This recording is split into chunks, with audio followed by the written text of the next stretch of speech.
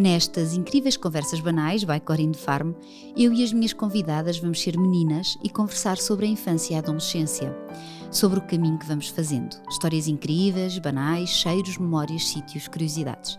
É viajarmos devagarinho até onde nos apetecer ir. A convidada de hoje é super arrumada, muito certinha, organizada e racional, usando as suas palavras. Está sempre na boa, só não tolera faltas de respeito e faz-lhe alguma confusão pessoas sem modos à mesa. Foge de atritos e confusões e procura sempre a paz, que muitas vezes encontra nas suas séries e nos livros. Ela dá-nos os bons dias na TVI e é um gosto enorme recebê-la aqui. Bem-vinda, Maria Botelho Muniz. Obrigada. Tu riste muito, é porque é verdade. Não, quando tu falaste aí, pessoas não sabem como era. Ele remeteu-me a uma série que fiz com o Rui, eu não sei se foi isso que foste buscar, em que havia piadas sobre isso. Sim. Muito bom. Olha, muito obrigada por teres aceitado o convite. Obrigada eu pelo convite. Vamos começar pela infância, porque Okay. aqui o desafio é sempre ir lá atrás e vir devagarinho até onde nos apetecer, olha, Okay. até agora. Tu és a quinta filha de 6 e dizes em várias reportagens e podcasts que cresceste numa casa barulhenta. Muito barulhenta. Sim. E tu, se calhar, procuravas isolar-te um bocadinho para teres sossego. Portanto, Sim. tu precisavas do sossego no caos. Eu precisava de fugir daquele caos. Somos muitos. Eu acho que a minha família podia ser perfeitamente uma família italiana. Falam todos muito alto. E eu nunca percebi porquê. Mas desde pequena que eu nunca percebi porquê é que falavam tão alto. Calma, está tudo bem. É para se fazerem ouvir, não é? É tudo Como muito são intenso. muitos. É, para falar, depois falam uns por cima dos outros. Exato. Portanto, um Natal em minha casa é o Texas. E eu sentia, talvez pela minha personalidade, há coisas que nascem contigo, sentia muitas vezes a necessidade de ter o meu cantinho e de estar sozinha. Exato. Eu hoje em dia acho que gosto muito de estar sozinha, porque era muito difícil para mim em miúda estar sozinha, ou porque partilhava quarto com alguém, ou porque estava na casa de banho e já estava alguém a entrar. À mesa não consegues ter uma conversa, Não, porque é muita gente. Exato. Tu sabes o que é ter uma mesa cheia, tens Sim, 3, sim, mas sim. agora duplica isso. É muito difícil. Portanto, eu procurava o meu cantinho, os meus desenhos, as minhas pinturas, as minhas coisas, os meus teatrinhos à frente do espelho, para estar um bocadinho sossegada. E depois, os que são mais próximos de mim de idade são rapazes. Pois. Os 2 acima de mim são rapazes e o mais novo é um rapaz. E eu acho que os rapazes são ainda mais barulhentos, porque Sim, as bolas muita batem nas energia paredes. também. Porque Sim, as brincadeiras é fazem a barulho. atirar com coisas, É verdade. e o wrestling e a pancadaria. E deixem-me quieta, deixem-me em paz. Era muito a minha cena. Vocês, houve uma altura que tu dizes que tinhas uma irmã mais velha que estava quase a casar e depois os mais velhos dos rapazes já estavam a sair à noite. Certo. E depois existias tu e o Um pequenino bebé. era bebé. Portanto, Sim. como é que isto, não é? Como é que se encaixa nisto, não é? Olha, eu acho que acabas por crescer mais depressa no sentido em que ouves conversas ou ouves perguntas no ar que se calhar não ouvirias se não tivesse irmãos tão mais velhos. Eu tenho uma irmã, eu não sei, já perdi a conta aos anos que os meus irmãos têm, teria agora de fazer contas, mas a minha irmã mais velha terá agora 54. Portanto, quando eu era pequenina, ela era muito mais velha do que eu. Portanto, já havia as questões, e a outra logo a seguir, já havia as questões dos namorados, e porque ele disse isto, e tu enquanto criança a ouvir aquelas coisas acabas por absorver e aprender uma série de coisas, e eu acho que é isso, eu acho que te torna mais maduro. Exato. Numa idade mais tenrinha. Eu gostava mais depois de ouvir as conversas dos adultos do que propriamente as conversas das crianças. Eu achava aquilo mais interessante. Mas tem outra coisa muito boa, que é quando tu queres fazer alguma coisa, tipo ir de férias com os amigos, sair à noite a primeira vez. Já és a quinta a pedir. Filha, já vai, a porta já está aberta, Sim. já foram Já 4 já antes o terceiro foi assim. É. Ao terceiro tu dizes, vai. Porque o primeiro há ali está mais debaixo da asa e os pais estão mais ansiosos. E ou depois mais os pais vão preocupados. relaxando. E os outros já vão por arrasto. Portanto, tinha vantagens. Tive bastantes vantagens nesse sentido. E tu achas que por teres 2 irmãos mais velhos e um mais novo, e tu estares ali no meio, Sim. Te fazia gostar de fazer coisas mais de rapaz? Hoje em dia até é um bocado errado dizer isto, porque pronto, mas tipicamente rapaz, tipo trepar às árvores, tu dizes que adoravas. Sim, eu era mais, eu tinha coisas muito de menina, lá está, não é muito correto hoje em dia, mas na altura eu gostava de coisinhas de mãos e aprender a fazer o ponto cruz e essas coisinhas que eles não têm tanta paciência. Mas onde eu era mesmo feliz era jogar às escondidas. Para mim era a cena, era incrível. Então se havia primos lá em casa, eu convencia toda a gente que tínhamos que jogar às escondidas. Aquela coisa de correr e a adrenalina e estou escondido e agora vou. E ficares muito quietinha num canto para ninguém descobrir. Eu amava, eu acho que de sempre foi das minhas coisas favoritas de criança, era jogar às escondidas. Mas depois tinha outro lado, que era, vamos jogar futebol, a Maria vai à baliza. Era uma seca. Ir à baliza é uma seca, podes crer. Porque eles queriam era rematar e fazer as jogadas. E eu tu era ias mais para um um lugar corpo que ninguém que ali queria. estava. Sim, e punham-me na baliza. Essa parte não era tão gira. Mas sim, acho que fui mais de... A minha mãe também mandava-nos muito para a rua. Brincar para o quintal e essas coisas. Portanto, cresci mais com isso. Talvez daí também o amor às plantas e essa coisa toda. Mas tu eras muito observadora de tudo, não é? Sim. Porque eras aquela miúda que prestava muita atenção a tudo. E lá está, as conversas e não só, tudo o resto. Sim. E tu tinhas este gosto que há bocadinho estavas a dizer por colorir, por pintar. Sim. E que ainda mantens. Mantenho, sim senhora. Mantenho, sim senhora. E porquê é que isso te dá tanto gozo? O que é que tu encontras ali? É das poucas coisas, é isso, ver séries... É das poucas coisas em que eu tenho um bocadinho de silêncio, à minha volta, e das poucas coisas que me desliga o cérebro. O tempo passa muito rápido se tu estiveres a aplicar a tua energia numa coisa específica. Mas em especial pintar, as colagens, os livros de colorir, como dizias, tu tens que estar ali a fazer aquilo. E a tua cabeça viaja ali um bocadinho durante os primeiros minutos, mas depois desliga completamente. Há pessoas que meditam, há pessoas que vão correr. Sim. Eu pego em livros. É um bocadinho uma meditação. Muitas vezes. Aquela coisa do mindfulness. Exato, e não sei. Exatamente. De repente olhas para o relógio e passou 1h30. Como assim? Estou 1h30 à volta desta casinha. Isto não faz sentido. Mas é muito bom. É mesmo muito bom. Por acaso o exercício de pintar, eu não tenho jeito nenhum para desenhar, mas às vezes as miúdas desenham e pedem-me para pintar. Eu sempre adorei pintar. Sim. E aquilo é uma coisa que me dá mesmo prazer. Eu não sei explicar. É de estar a ver as coisas a ganhar cor. Parece que ganham vida, não é? É terapêutico, sim. E gosto imenso de pintar os desenhos delas. Pronto, elas não me convidam para desenhar porque eu sou péssima. A última vez pediram-me para eu desenhar uma carrinha e eu desenhei. Que específico. E elas disseram porque que a bota estava a arder. What? O quê? Já viste? Como é que eu desenhei uma carrinha? És ótima. E então pronto, a partir daí deram-me coisas para pintar. Fazem bem. Tens a tua função. Mas sim, mas desliga-me o cérebro. É isso. E estar de roda do jardim, por exemplo, ver também as flores secas, tirar as flores, podar aqui, cortar ali, mexer lá, desliga-me o cérebro. E ver como cresceram, que já têm um rolinho novo, sim, que vão ter uma folha nova. Eu adoro, maravilhoso. Adoro. Isso vem da minha mãe, esse lado. Falaste também de fazer coisas tipo ponto cruz, trabalhos manuais. Tu adoravas essa disciplina na escola, trabalhos manuais. E sempre fui muito boa nas artes, porque tudo o que seja coisinhas que é preciso jeito de mãos.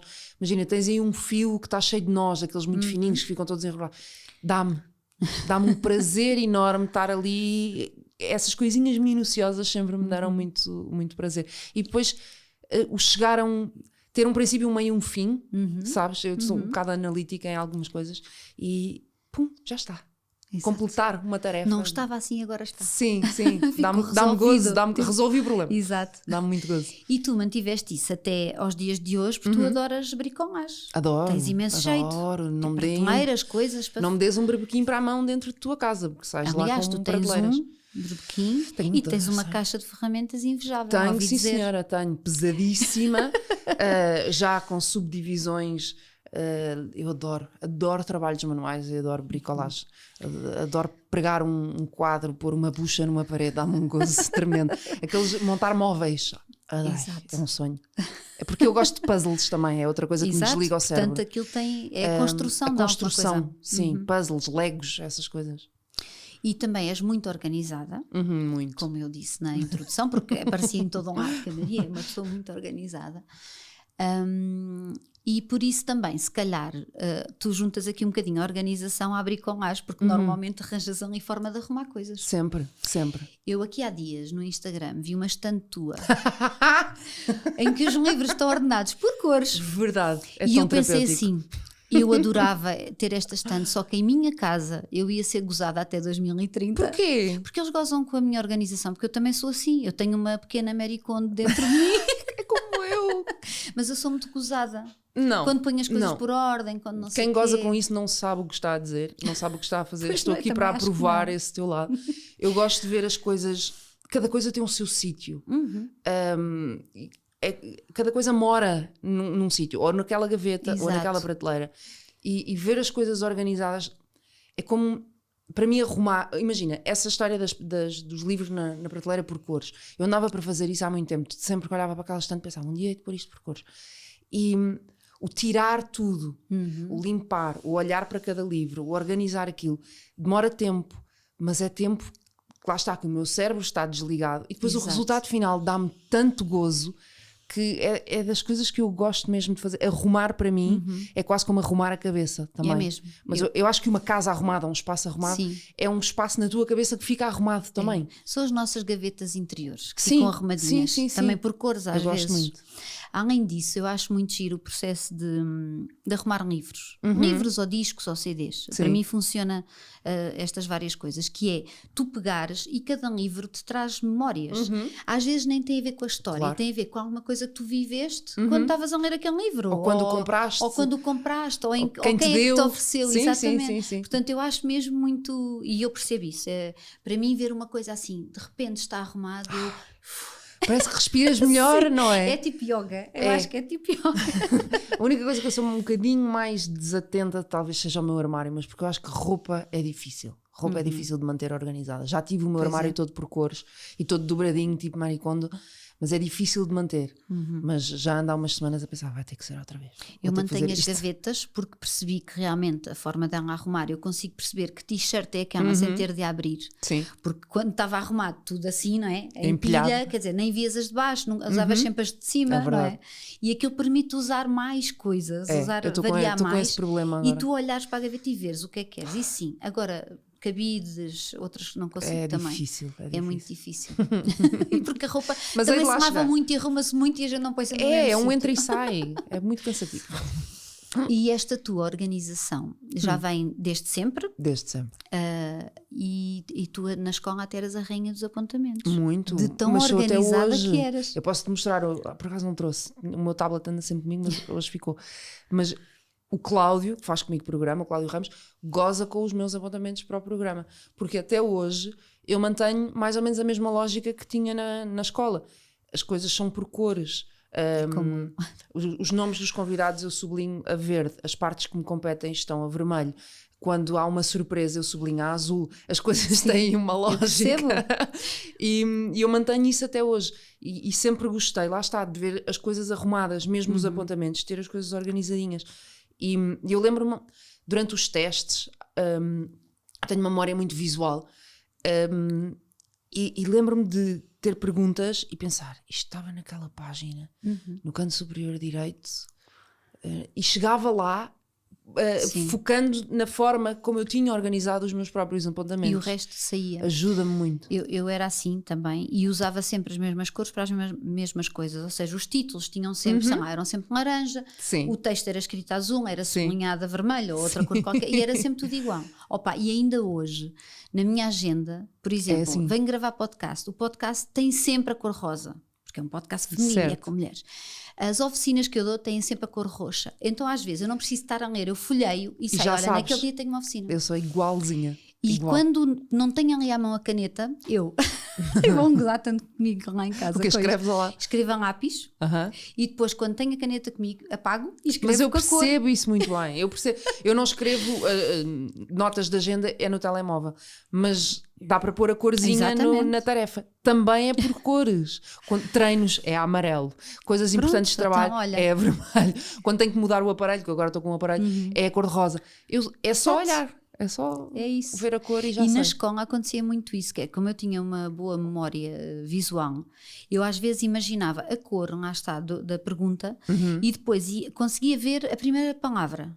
Imagina, conseguia visualizar a primeira palavra e depois o resto já sabia o que era. Ajuda imenso. Ajudava-me imenso. E ainda hoje, é o que tu dizes, a organização ajuda-me porque me dá estrutura. Não sei, dá-me segurança também. Tira-te a ansiedade dos momentos, eu acho. Porque se tu me deres, imagina, se eu estiver a fazer um filme ou se eu estiver a fazer uma novela ou o que for, o texto que eu tenha que decorar, se não for com um marcador amarelo, eu não consigo memorizar da mesma maneira. Eu não sei porquê, deve haver uma explicação qualquer, mas eu não consigo, tem de ser a amarelo. Mas lá está, vem dessa organização que o teu cérebro precisa, não sei. Voltando aqui à tua infância, um dos aromas, dos sabores que tu mencionas muitas vezes da tua infância é a groselha.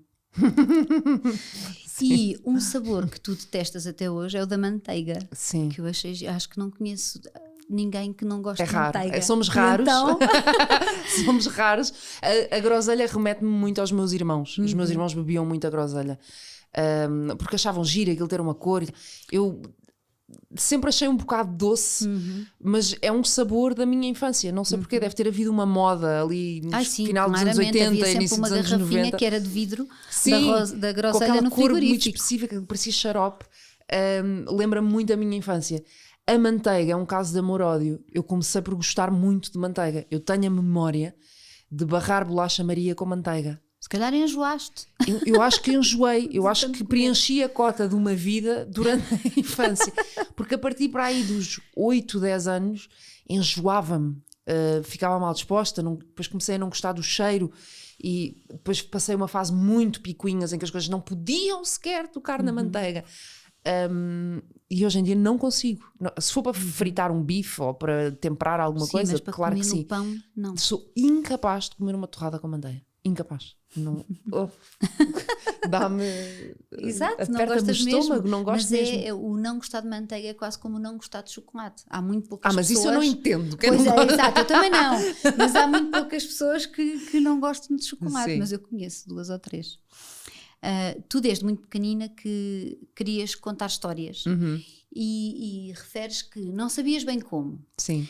E depois começaste a ficar muito atenta aos desenhos animados. Sim, adorava. Eu vivia para os desenhos animados. O que é que isso te fazia, sei lá, levava-te para fora? Eu acho até hoje a arte da animação uma coisa maravilhosa. Acho incrível como é que alguém desenha ao início era num papel, aqueles que nós víamos era num papel.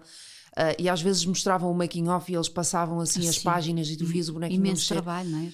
É incrível. Portanto, para mim o facto daquilo poder existir já para mim era mágico.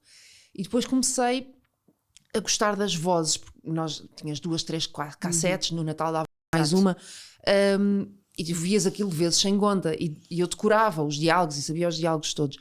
E brincava com a voz e a maneira com os tons e como os bonecos falavam, e aquilo para mim era mágico.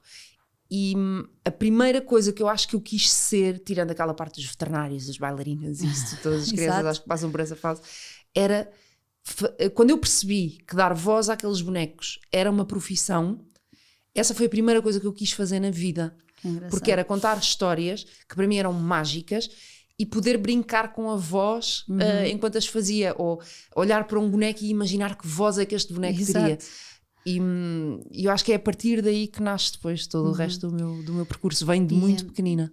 E é também imaginar uma coisa que te dá tanto prazer, como é que aquilo pode ser o trabalho de alguém, não é? Sim. Porque nós temos muito esta coisa de que assim? se é profissão, Sim. se é um emprego, aquilo dá trabalho. Mas o primeiro choque que eu tive com isso, acho que já contei esta história, mas o primeiro confronto que eu tive de como assim isto é um trabalho, eu quero, foi com o programa Caça ao Tesouro com a Catarina Furtado.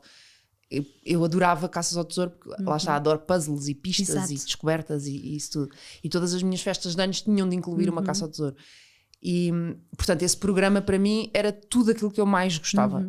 E quando eu percebi que aquela era a profissão da Daquela Catarina pessoa. Furtado, tal como o meu pai saía para ir para o escritório, a Catarina Furtado saía de casa para ir andar de helicóptero, e aterrar procurar numa ilha pistas. e procurar pistas.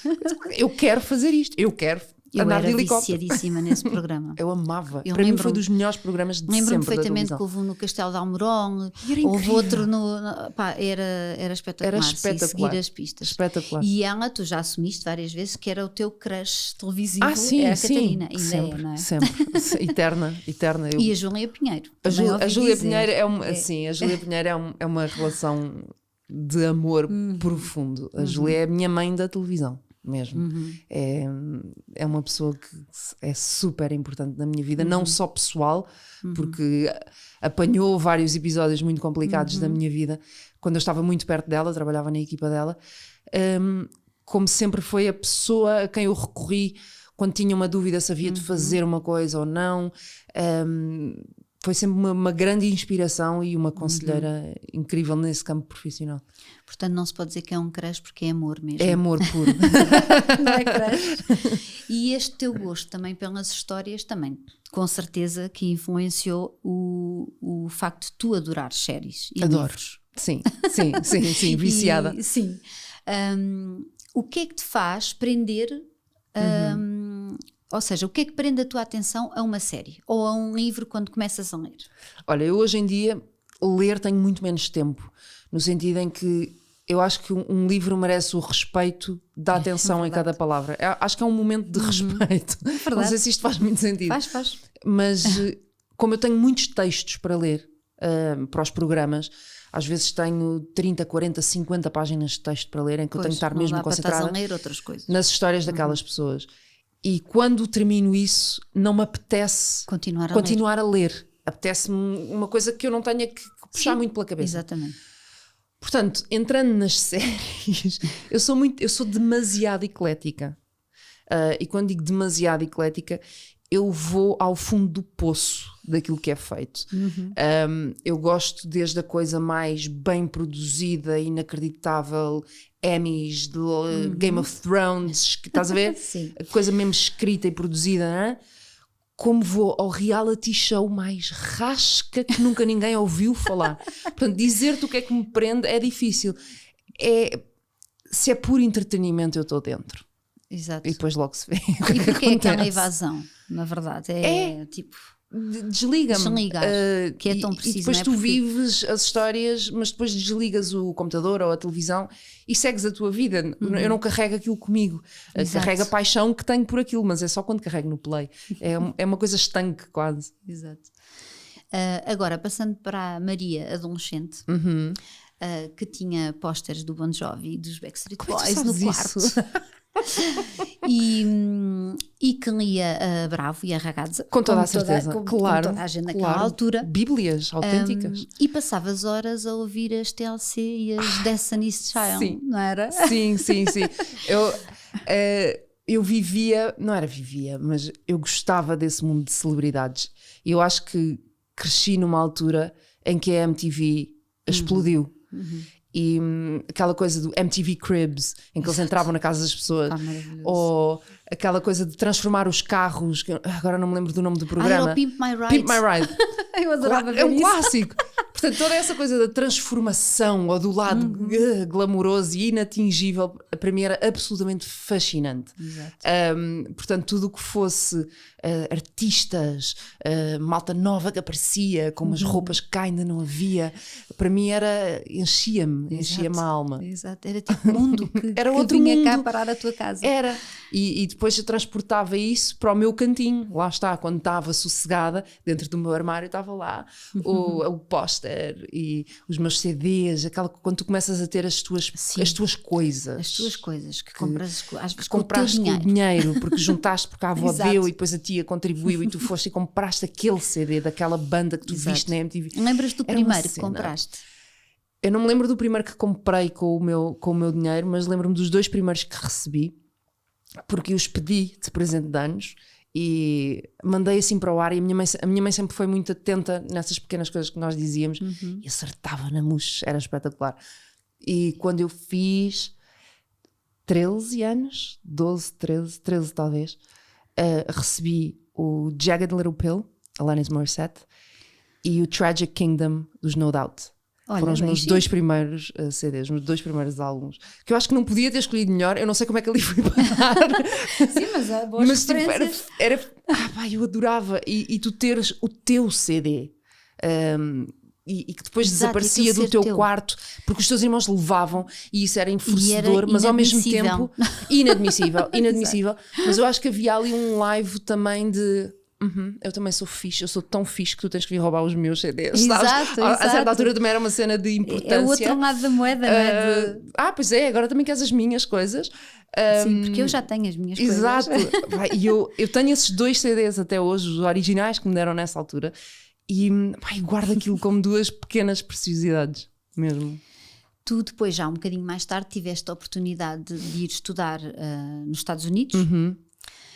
E eu li uma coisa que tu comentaste sobre isso que achei maravilhosa, porque acho que é mesmo assim. Tu disseste, eu sinto que fui uma privilegiada, porque nem toda a gente conseguia ir estudar para fora. Sim. Mas também sinto que tive mérito no meu caminho e que nada acontece por acaso e que o meu percurso resulta do meu trabalho. Certo. Ou seja, tu tiveste uma oportunidade, mas soubeste agarrá-la. Sim, e eu achei isto sim, uma honestidade, não é? Porque é verdade, não é? Porque se não tivesses talento nem mérito, quer dizer, aquela oportunidade não servia para nada, não é? Não servia para nada e, aliás, os meus pais teriam-me recambiado para Lisboa. Pois. Porque é-te dada a oportunidade, tu queres concretizar um sonho, certo? E o meu sonho, lá está, vinha do fame, das tais séries, do imaginário. Eu sempre cresci a dizer, eu quero andar numa escola como a escola do fame, em que no quarto ao lado está alguém a ensaiar o sapateado e no andar de cima está alguém a tocar trompete. Eu queria viver essa experiência, andar num conservatório. Tu estavas a ver o filme, não é? Sim, eu estava a ver o filme. Eu estava a ver o filme. Eu tinha que estudar um monólogo e não conseguia porque ele do trompete não parava. E já era a minha cena. E eu vivi a querer isto, era o meu maior sonho. E quando te entregam esse sonho, tu não tens outra hipótese. Não há outra hipótese. É a mesma coisa que me darem agora às manhãs. É a mesma coisa. Está aqui. Agora faz e agarra. Porque senão sim, e tu desaparece. Não vacilas. E aí não podes vacilar. Aí entra a parte organizada, entra a parte responsável, que acho que sempre fui uma miúda muito responsável. E tentei mesmo fazer o meu melhor. Porque eu estava a concretizar um sonho. E concretizar um sonho às 3 pancadas não vale a pena. Para quê? Não é? E eu fiz aquilo com a maior dedicação e afinco e sempre com a consciência isto não acontece a toda a gente.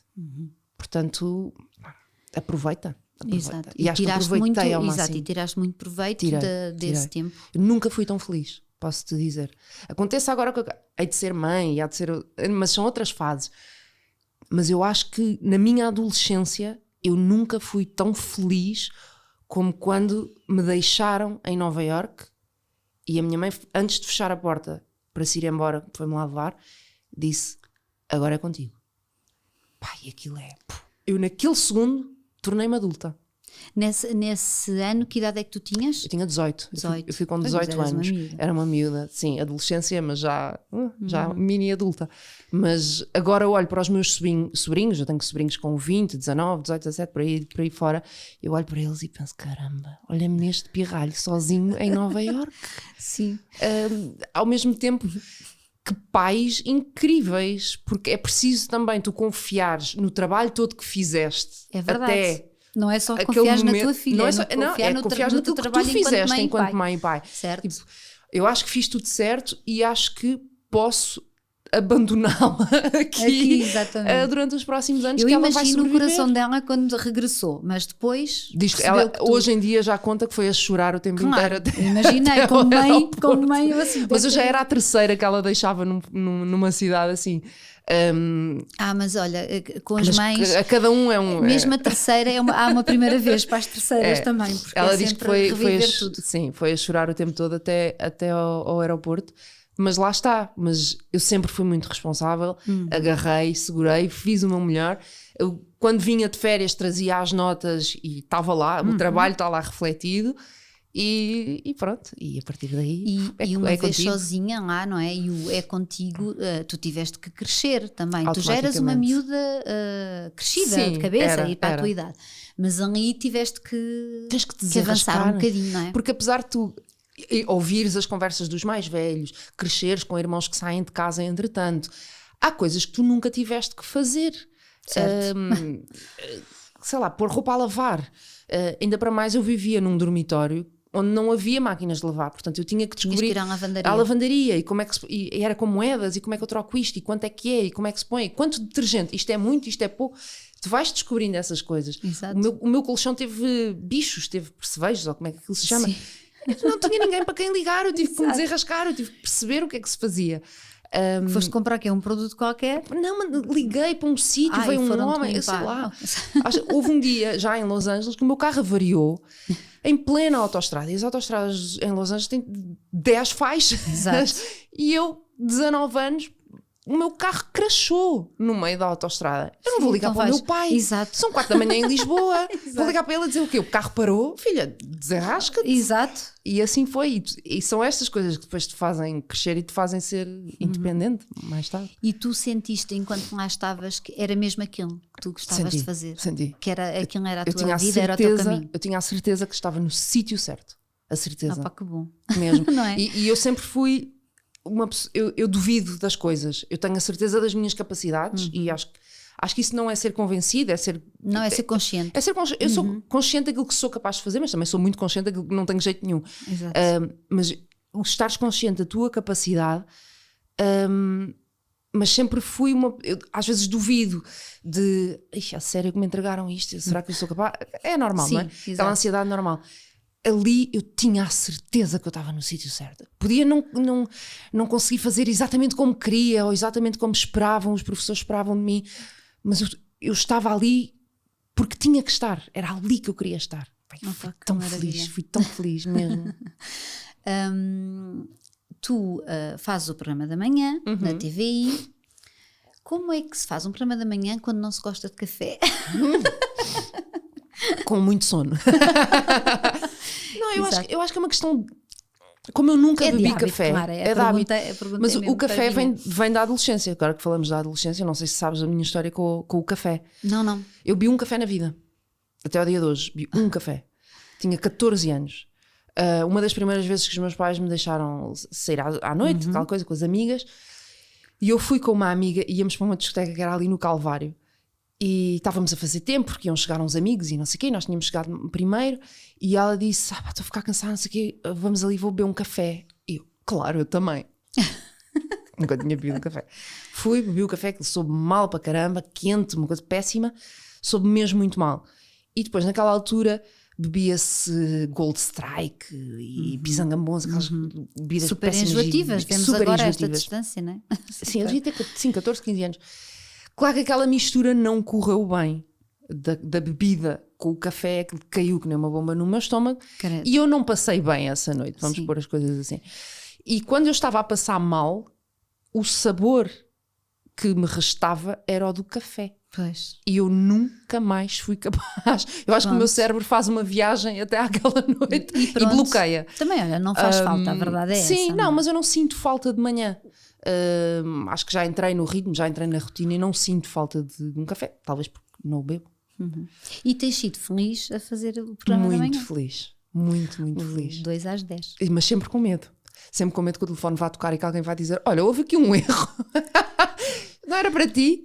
Mas é a questão da responsabilidade. É muita responsabilidade. E que tu que já trabalhaste em daytime sabes o que é. Ter um programa de 3 horas É uma eternidade em televisão. é 3 muito horas. tempo. E é um horário muito importante. É uma montanha russa de conteúdos. Eu começo a fazer uma tortilha de batata e acabo o programa a falar de homicídios. Exato.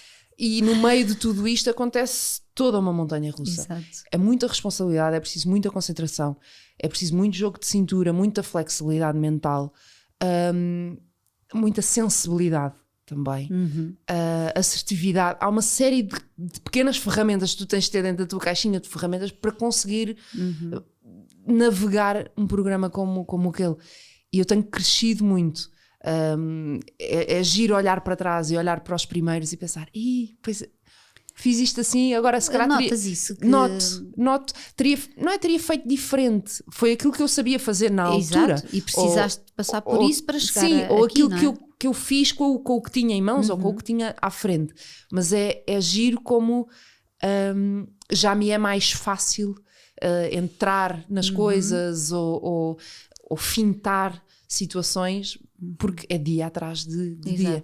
E estou mesmo muito feliz. Eu estou a fazer exatamente aquilo que queria fazer. Que bom. Mesmo. Acho que é um privilégio. O teu colega das manhãs, o Cláudio, disse-me que tu tens um talento enorme. Tu falaste com ele? Falei. Para imitar participantes de reality shows. Não, ele não fez isso. Vês? Como é possível?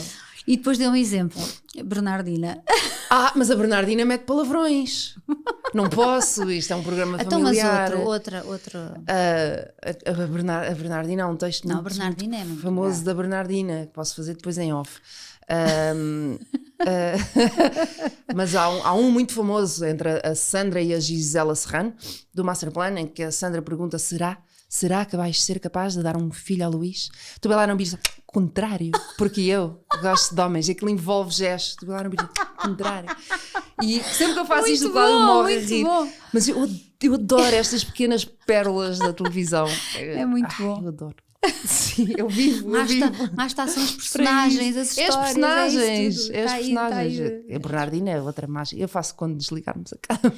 Olha, outra história engraçada, que na altura não deve ter tido graça nenhuma, foi aquela vez no Rock in Rio, em que há uma banda rock que está a tocar e o PA queimou. Estoura. Sim. E tu tiveste que ficar 2 horas, na emissão, a segurar a emissão, em direto. Foi o maior chouriço que enchi na vida. 2 horas Foram quase 2 horas, sim. Foi 1 hora sim, quase 2. Aí entra em ação a caixinha das ferramentas. Claro. E ainda bem que eu nessa altura estava a fazer o curto-circuito, que foi um programa que me deu muita rodagem, muita estaleca. E estava muito bem rodeada. A nossa equipa era muito boa, mas aquilo começou a dar raia nos primeiros temas e estavam constantemente a ter que voltar a mim, porque eles tocavam uma música, aquilo ia abaixo, tocavam meia música, vinha abaixo, e quando aquilo finalmente parece que pega, nós vamos jantar, e nós jantávamos atrás do Palco Mundo. E estamos a jantar croquetes, que eu nunca mais me esqueço, foi traumático. Eu tinha o João Paulo Sousa à minha frente. E como nós estávamos mesmo por trás do palco, aquilo ouvia-se com muita intensidade e ouviu-se um estouro gigante e de repente somos invadidos por um cheiro a queimado. Ai, credo. E ficou tudo assim meio em pausa e percebemos que tinha dado mesmo a geneira. Exato. E às tantas gritaram: vocês têm que voltar. E nós corremos o meio recinto. Eu fazia 7 na altura, portanto eu sou a primeira a ser atirada aos lobos, fones para cima, está o micro, bora. Olha, estava a jantar, estava a jantar os meus croquetes, não parece pude comer que deu raia. Sejam muito bem-vindos a mais uma emissão. E segurei ali um bocadinho. Sim, acho que foi 1 hora e depois tiveste que encher mais um bocadinho. Sim, e depois os outros posicionaram-se, não é? A Carolina Torres, João Paulo Sousa, os meus colegas todos foram para o terreno, mas primeiro que as câmaras liguem, pronto, ainda há ali um bocadinho.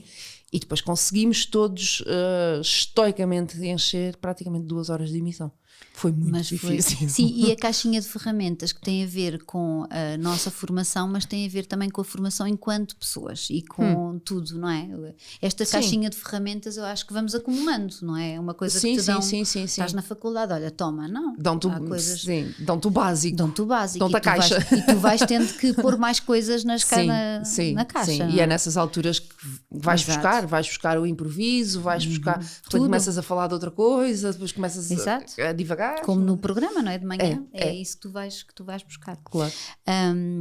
Tu já assumiste que és muito feliz a fazer este programa, mas há alguma coisa que ainda não tenhas feito em televisão que gostasses muito de fazer, de experimentar? Há várias.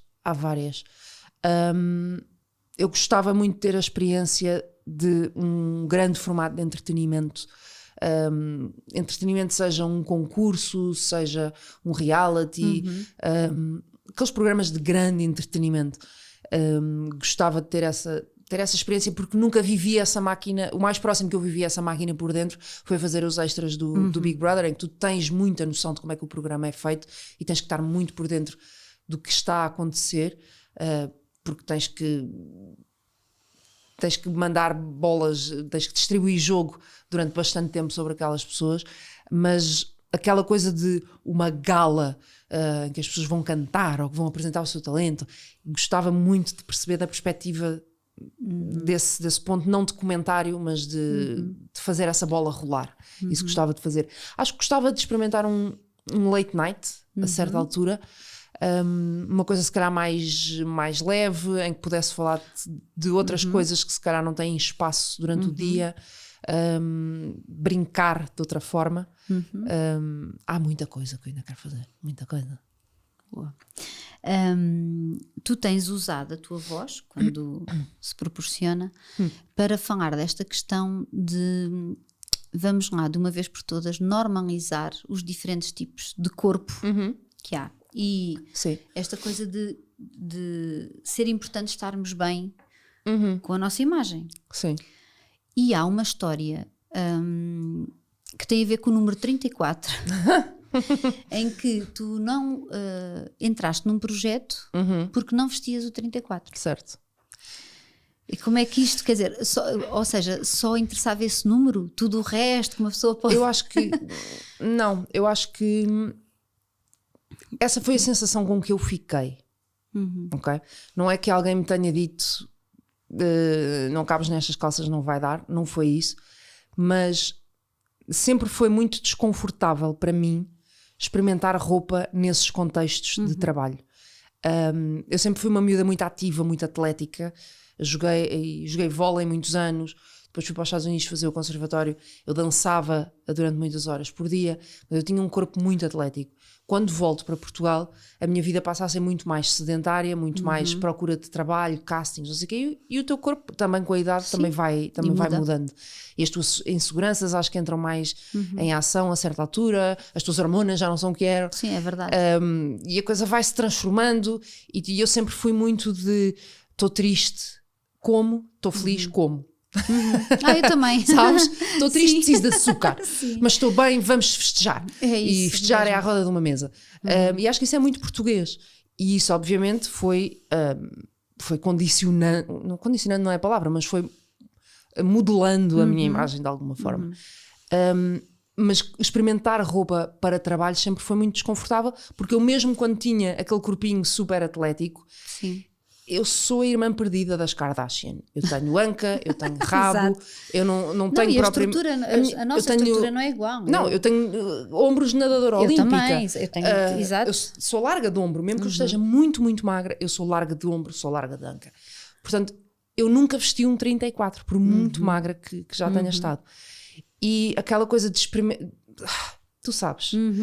de estar aqui este charriot. Sim, mas é um charriot feito para pessoas que não são bem... Não, mas põe ali os números mais comuns. Pois, Está lá o 34 e vagamente um 36, porque é isso também que esperam do look que estão à procura. E tu sabes que aquilo dá... Exato. Na cintura até vai apertar, mas não vai passar da anca. Exato. Portanto, como é que vamos jogar a cintura se isto não vai passar da anca? Isto é um problema. E aquela coisa de, olha, este não serve, estás confortável, mais ou menos, toda apertada. Era muito desconfortável para mim. E há um trabalho em específico que aquilo começou a chatear, sabes? Sim, porque às claro. tantas os dias são muito corridos, aquelas pessoas também já estão ali há muitas horas e querem despachar a coisa. E há miúdas que são muito fáceis de vestir. Tu atiras as 2 peças de roupa para cima e está ótimo, está impecável. E eu estava a dar trabalho. E eu percebi nitidamente, isto não vai cair para o meu lado, porque se me escolherem a mim, eu vou continuar a dar este trabalho. Vão ter que pensar de outra forma, vão ter que ir a outros sítios, ou vão ter que ajustar aquilo que têm feito como norma. E eu não acho isso justo. Entendo a roda viva de trabalho, mas acho que não é justo. E não é justo especialmente quando tudo o resto tu tens. Exato, não é? É isso. O talento está lá, a imagem que pretendem para aquela personagem, tu até encaixas com a família onde vais fazer parte, tens a idade para o personagem, e depois porra, então, é por causa da roupa. Parece-me tão, talento, não é? Parece-me tão básico e tão fraquinho. Mas isto, aquilo que eu gosto ou tento passar é: se te sentes bem, está tudo bem. Está tudo bem, está tudo certo. Se a tua saúde está bem e tu te sentes bem, está tudo certo. Se por uma questão de saúde precisas de fazer alguns ajustes, pá, bora, acho que é preciso. Para teu bem. Para teu bem, para teu próprio bem. Agora, e se me perguntas, mas estás bem com o teu corpo? Catarina, tenho aqui um monte de coisas que eu gostava de mudar e que eu quero mudar, e agora ajustei a minha alimentação e gostava de... sim, mas é um trabalho teu e que não tem de ser o carimbo que te põem em cima. Agora está magra é porque é assim como as outras. Não, é porque me estava a apetecer. Só isso. Agora engordou, deve estar a engravidar. Sim, não, foi porque, olha, enterrei-me no chocolate, estava triste. Não tem que ser um assunto. Sim, é verdade. Não tem que ser um assunto. É verdade. Eu acho que 2022 já não se admite que isto seja um assunto. Mas era isso que eu ia perguntar. Como é que é possível que ainda hoje, não é? E com movimentos que vão acontecendo, de pessoas que usam a sua visibilidade, a sua voz dentro do que podem para falar destas questões. Sim. Como é que é possível? Isto só por muitos anos, é uma herança de muitos anos da sociedade e da cultura que temos, porque como é que é possível em 2022 as pessoas continuarem a olhar para nós mulheres, e muitas vezes mulheres, não é? Que olham para nós mulheres o que esperam de nós é que caibamos num número. É tão redutor, não é? É reduzir-te a uma coisa tão fútil e tão sem sentido. Porque se essas mesmas pessoas olharem para dentro, ou olharem para casa, a tua mãe veste um 34, não, a tua prima veste um 34. Era isso que eu ia dizer, ainda para mais quando a maior parte das mulheres em Portugal, e a maior parte das mulheres no mundo inteiro, mas em Portugal, não tem a estrutura que nós temos da pera, não é? Ninguém, quer dizer... Pouca gente cabe no 34. Sim, mas depois é aquela coisa de tu cresces com isso. Eu tenho uma irmã, há uma das minhas irmãs que veste números muito baixinhos, veste esses 34 e tal. Não porque tente, mas porque o corpo dela é assim, sempre foi. A minha irmã comia leite condensado para engordar. É esta pessoa. Pronto. Eu como leite condensado porque eu adoro leite condensado. Exatamente. Porquê é que eu não tenho este castigo de comer leite condensado para engordar um bocadinho? Mas também há pessoas magras com complexo e que também não se sentem bem na sua pele. Portanto, bora... Já chega. Já é um tema que me cansa, sabes? Exato. E cansa-me constantemente ter que estar a justificar o porquê. Mas porquê que agora estás assim? Olha, eu estou assim. Mas o estar assim é tão ridículo, não é? Porque assim como. Exato. Assim como. Se eu quero perder peso, quero. Eu, Maria, aqui me confesso que quero perder peso. Quero. Porque tenho saudades de algumas coisas. Tenho saudades de vestir aquelas calças que ainda lá andam no armário que eu ainda não arrumei. Um vestido lindo que eu gostava de... Mas é preciso... E nem só pela roupa, tenho saudades daquele corpo de atleta. Exato, é mais isso. Mas se não me apetecer, não me apetece. Exato. E não tens prazo, fazes isso quando se... Mas as pessoas cobram muito. Sim, claramente. E as redes sociais são uma mina com isso. E eu estou... Mesmo. Eu e muitas outras colegas minhas, obviamente, mas eu estou no ar 3 horas por dia. Às vezes em roupa que gosto mais, às vezes em roupa que gosto menos, mas normalmente em roupa que eu até me estou a sentir bem. E não há dia que não haja alguém que vá lá comentar o que eu vesti, o mal que me fica. Que vá lá perguntar se eu estou grávida. Não sei. Opa, sério. E é muito difícil, e 99% das vezes são mulheres. Sim. E isso deixa-me lixada. Porquê? Qual é a necessidade? Exato. E depois a minha mãe sempre me disse: se não tens nada de bom para dizer, se não tens nada de simpático a dizer, não digas nada. Não digas, exatamente. Eu nunca seria capaz de escrever uma coisa dessas na página de outra pessoa. Não. Como é que há pessoas que se sentem bem a destruir-te e a destruir a tua imagem e a destruir, se calhar, um pedacinho de quem tu és, com o qual tu se calhar nem te sentes tão confortável nesse dia. Exato. E que é a gota d'água para tu teres um dia de merda. Exatamente, é verdade. Pá, e às vezes é tipo, outra vez. Outra vez, exato. É um bullying constante. É um bullying. Porquê? É outro tipo de bullying que existe hoje em dia. Terrível. Que diz terrível. muito mais dessas pessoas do que de ti, naturalmente, não é? Muito Porque mais. elas é que estão Sim. frustradas e tristes e Mas há infelizes na dias, sua vida, não é? há dias que tu estás mais frágil e que Sim, te sim, deixas aquilo levar por cai-te, isso. sim. E aquilo cai-te que nem uma bomba. E depois eu respondo.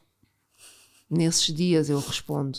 E abres a caixa de Pandora. Pois. Porque depois ficas num bate-boca com uma pessoa Sim. que nunca te viu na vida, que não Exato. sabe quem tu és, que passou por ali, não gostou das calças e Exato. achas que o teu rabo devia ser mais pequeno. Exato. E tu de repente estás a discutir com esta pessoa porque... Sim, e às tantas tu até sais, não voltas ao post e as pessoas ficam a discutir com ela. Porque também não acharam que ela esteve bem, mas aquilo é uma discussão sem fim. Mas eu ainda não consigo, e é uma conversa que eu às vezes tenho com o Manel Luís Gosta, porque o Manel está-se nas tintas para o que dizem sobre ele e para o que escrevem dele, também vem com a idade, vem com a experiência e com a confiança que tu tens.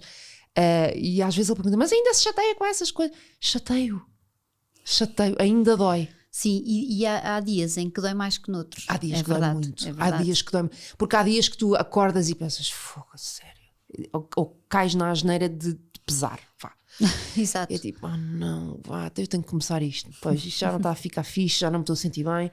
Eu tenho que começar isto. E depois chegas ao estúdio e vais vestir aquela roupa que tu se calhar fizeste uma prova para aquela roupa há um mês, mas estás mais inchado. E há alturas do mês em que não é preciso ter fatídica, escolhido em mais que para mim tu notas para estás logo. mais inchada. Para mim notas logo. E bebeste menos água e aquelas calças já não estão tão bem como estavam no dia em que tu as provaste e vais e vestes e foi, bora.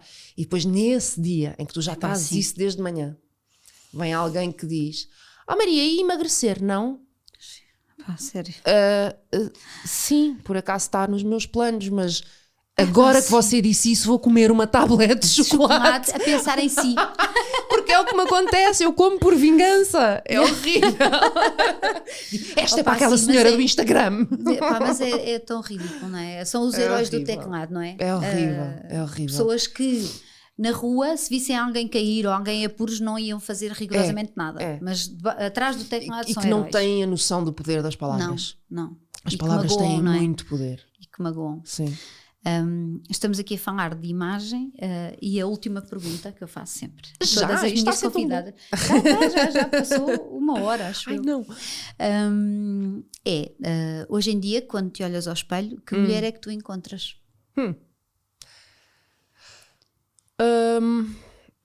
Acho que uma mulher determinada que tenta agarrar o que lhe é dado e que faz o melhor para que os que estão à sua volta se sintam bem. Acho que é isso. Tens aí à tua esquerda um cabaz da Corinne Farm para levares para casa. É pesado. Está carregadinho, tem muitas coisinhas aí. Boa, obrigada. E vou terminar aqui com uma história, porque eu gosto sempre de terminar com histórias. Pronto. Então. Era uma vez uma menina muito atenta que cresceu a observar tudo e todos. Sonhava ser atriz, mas tinha vergonha de assumir. E então começou a imaginar-se juíza, já que sempre foi pela justiça das coisas. Mas a verdade é que se tornou mesmo atriz, chegando ao topo da sua carreira em 2025, quando foi convidada a entrar numa série escrita por Mindy Kaling e onde contracenou com o Chris Hemsworth, o seu crush de sempre. A série permitiu-lhe regressar aos Estados Unidos, algo que já queria ter feito há muitos anos. Enquanto esteve em Nova Iorque, descobriram o seu gosto por colorir livros e convidaram-na para participar numa exposição mundial de arco-íris. Ganhou 10 mil euros que doou a uma associação de empoderamento feminino. Hoje em dia adora sentar-se no terraço ao final do dia a saborear um pedacinho de chocolate ou então, nos melhores dias, a degustar um sushi bem feito com um copo de vinho branco fresco na mão. Dizem que viveu feliz para todo o sempre. Que bom! E que esse sonho se concretize! Que bom! Está escrito, lindo! olha. Atiraste para o universo. Que bom! Obrigada. Olha, obrigada, Maria. Obrigada eu. Muito obrigada. Mesmo.